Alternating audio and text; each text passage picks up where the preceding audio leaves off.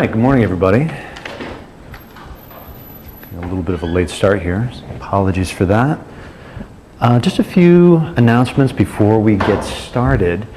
A few of you have asked about the extra credit assignments that we are offering now, and I just wanted to clarify what those are going to be and what they're going to look like. I'm going to try not to sound like the Wizard of Oz here. There we go. So what we're going to do is there are going to be lectures, right? We've been announcing lectures and presentations over the course of the semester. From this point on, every Wednesday in the ARF, the Archaeological Research Facility, at about 12 o'clock, there's a brown bag lunch. It's always an archaeological talk. So you can go and attend those. There'll be lectures that we announce in the Near Eastern Studies Department, the Middle Eastern Studies Department, classics. I mean, really everything that has to do with, the art and archaeology of the ancient Near East, things that are tied into it. And what we're going to do is you guys have the option of writing a 2-page double-spaced paper, just a report on what the talk was about, why it was significant, its significance, and also how it's tied into our class. Those actually are going to be worth 1% of your grade. So if you can do a maximum of 3, so that is to say that if you do all 3 assignments and you got a 97%, you'd be getting 100% in the class. So each one will count for 1 percentage grade. So if you're feeling like the midterm didn't go as well as you would like, your assignments are a little behind, this should be a great opportunity to make up some extra points. Any questions about that? No? Okay, good. So we're going to be announcing those as they come up. I'll be putting them up on the board, and you guys can go. And if you guys hear about them and we don't announce them, just come to Tony or myself and say, hey, listen, there's a lecture taking place. I'd like to go do it. Can I use that for an extra credit assignment? And we'll okay it. Okay? All right, good. Another thing I wanted to mention, I told you we were talking about summer opportunities, and of course Dr. Benjamin Porter came in and talked about his dig through Berkeley at Tel Diban in Jordan. There's another website to check out, www.digashkelon.com, and Ashkelon is a site about maybe, I'd say, 12 to 14 kilometers north of Gaza. It's in Israel, on the Israeli side of the border. There's a dig that takes place every summer there, and I know that sounds like it's a little problematic, but I can tell you from personal experience, it's not as bad as it sounds. I work out there. I'll probably be out there again this season. It's a 6-week dig. It's through Harvard University. You can get credit for it, and it's pretty reasonably priced too for what you get in terms of staying in a hotel and actually learning a lot of the techniques in the practice of archaeology that we've talked about in this class. It's a really top-notch field school, so you can check out the website and, of course, run any questions by me that you might have if that sounds like something you'd be interested in, a way of spending your summer. All right, so why don't we get going? Why don't we pick up where we left off last time? Oops, it's a little dark, isn't it? There we go. All right, so last time we left off discussing the decline of the Ur III state in the south. And we saw how the cities of Isin and Larsa fought over the scraps of the Ur III empire and eventually were eclipsed, just like Zimri-Lim in the north was eclipsed by Shemshi-Adad, so too were the city-states in the south, Isin and Larsa, eclipsed by the rise of a charismatic individual, that individual being Hammurabi, who we talked about last time. And we saw how Hammurabi combined these different traits of kingship, really 3 different categories. Hammurabi, who was raised up by the gods to serve them, to protect the land, and of course to judge the people, to administer the people. And that's what we see encoded and enshrined in the Code of Hammurabi, which we looked at in depth last time. It's important to note that during the Old Babylonian period, particularly, the power of palaces, just like we saw during, with Zimri-Lim at Mari, the power of palaces is increasingly important. Not because these kings like Zimri-Lim or Hammurabi are high priests. They do have religious roles to fulfill. They do fit very clearly into that cycle of productivity that we talked about before. But really, these are secular institutions. These are institutions that are based on trade, and now, as we see, right, with this rod and the ring of kingship being given over, the enforcement of law and fairness. So really secular roles. We talked about these law codes in depth last time, which, like Shulgi, serve to regulate all aspects of society, right? Categorizing it into classes and then dictating how those classes should interact, both at home and, sort of in the economic sphere. But now under a different principle, right? That principle we talked about last time of lex talionis, or an eye for an eye, the law of retribution. Whoops, sorry.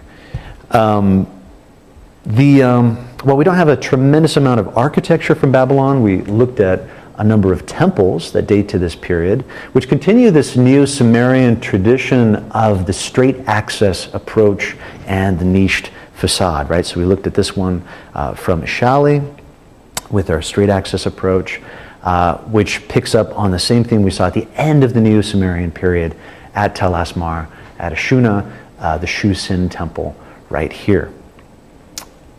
We looked at a number of arts from the period, sculptures, and also one thing we didn't look at last time was the bronze work that comes out of the old Babylonian period. Some really wonderful pieces. Here we actually see a statue of Lu Nana, who is supplicating before the gods. You can see him kneeling with his hand to his mouth. This statue is made of bronze, but you can see the face and the hands are coated in gold.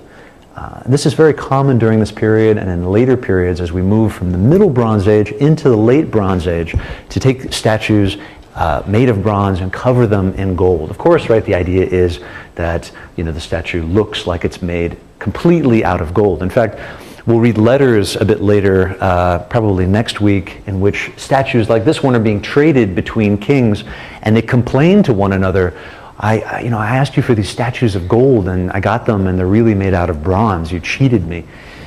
So this is similar to what we'll see. This statue would have been covered completely in gold in antiquity.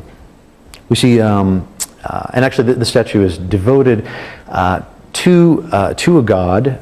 It's said the inscription says it's the servant of Martu, sent to the temple to preserve the life of Hammurabi. So another devotional statue put up in a temple for the sake of the king, in this case Hammurabi. We find another bronze statue of the god Anu, dating to the old Babylonian period. Anything odd about this statue that strikes you right off the bat? Yeah, actually 4 faces. He's got 4 faces. And Anu is a sky god. Any ideas why he would have 4 faces? If you're a god of the sky, why you might have 4 faces?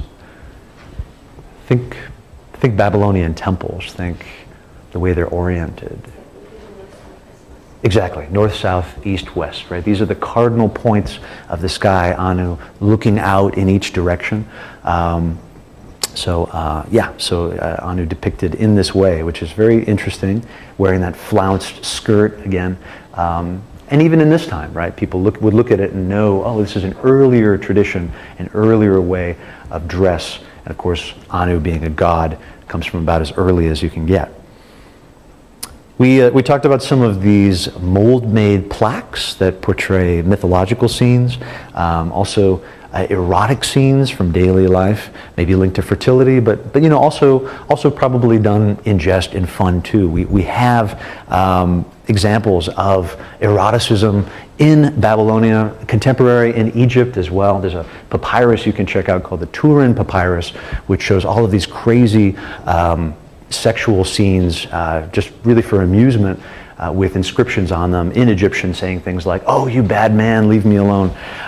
It's pretty interesting stuff, which highlights again that we think of antiquity as a static time, right? These kings in their regal poses. These are real people. These are real people who are living a very human life with human desires in Egypt and in